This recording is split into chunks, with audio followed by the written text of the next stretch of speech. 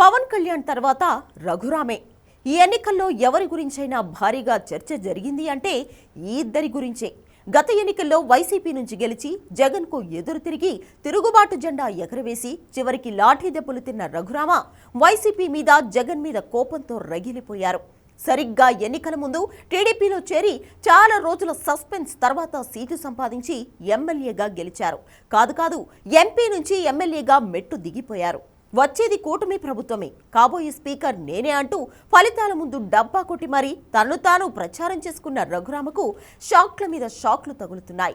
ఎమ్మెల్యేగా మిగిలిపోయే పరిస్థితి కనిపిస్తోంది. వైసీపీ మీద తిరుగుబాటు చేశాక ఫేస్బుక్ లైవ్లో మాత్రమే కనిపించేవారు రఘురామ.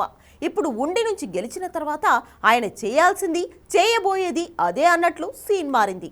3 పార్టీలు కలిసి కూటమిగా పోటీ చేయడంతో పదవుల పంపకాలు చంద్రబాబుకు ఇబ్బందిగా మారింది. సీనియర్లకు కూడా మొండి చేయి చూపించాల్సి వచ్చింది. గంట అయ్యన్న, పరిటాల సునీత, బండారు లాంటి సీనియర్ నేతలకు కూడా మంత్రి పదవులు దక్కలేదు. ఇంత పోటీ మధ్య రఘురామ ఏదో పదవి ఆశించారు. అయితే ట్రిపుల్ మొండి చేయే కనిపించింది. రఘురామకు చివరికి మిగిలేది ఎమ్మెల్యే సీటు మాత్రమే.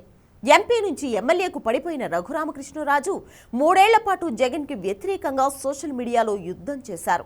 ఆ తర్వాత మళ్లీ ఎంపీ అవుదామని అనుకున్నా ఈయనను ఎక్కడ భరిస్తామని బీజేపీ దూరం పెట్టింది. చివరికి చంద్రబాబు దయతో ఉండి నుంచి గెలిచి ఎమ్మెల్యే అయ్యారు.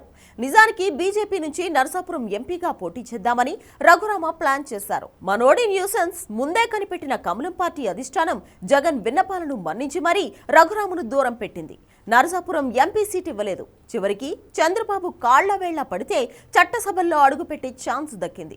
అప్పటికే ఉండి స్థానానికి రామరాజును అభ్యర్థిగా ప్రకటించిన చంద్రబాబు ఆయనను బతిమిలాడి మరీ రఘురామకు టికెట్ ట్రాన్స్ఫర్ చేశారు. ఎమ్మెల్సీ హామీ ఇచ్చి రామరాజును ఒప్పించిన చంద్రబాబు రఘురామకు ఉండి టికెట్ ఇప్పించారు. ఎమ్మెల్యేగా గెలవగానే తనను స్పీకర్ చేస్తారని, అసెంబ్లీలో జగన్ను ఓ ఆట ఆడుకుంటారని రఘురామ చాలా ఆశలు పెట్టుకున్నారు. అయితే అది దక్కలేదు. పోనీ రాజుల కోటాలో తనకు మంత్రి పదవి వస్తుందని అనుకున్నారు.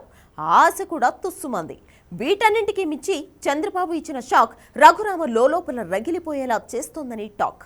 మంత్రి పదవి ఏది, స్పీకర్ పదవి ఎక్కడా అని రఘురామ కోరికల చిట్టా బయటపెట్టగా చంద్రబాబు గట్టిగానే ఆన్సర్ ఇచ్చారని తెలుస్తోంది.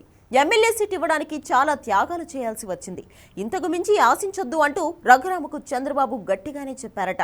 బీజేపీ దూరం పెడితే టికెట్ ఇచ్చేది లేదని మొహం మీద చెప్తే సిట్టింగ్ ఎమ్మెల్యేను పక్కన పెట్టి సీటు ఇచ్చామని, ఇక్కడితో సర్దుకుని తృప్తి పడితే మంచిదని వార్నింగ్ కూడా ఇచ్చారట చంద్రబాబు. దీంతో ఇప్పుడు రఘురామకు గట్టి షాక్ తగిలినట్లు అయింది.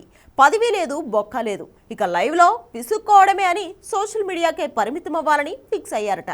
అందుకే రోజు ఫేస్బుక్ లైవ్లో వస్తున్న రఘురామ ఉండిని బాగు చేద్దామంటూ సాయాలు కోరుతున్నారు.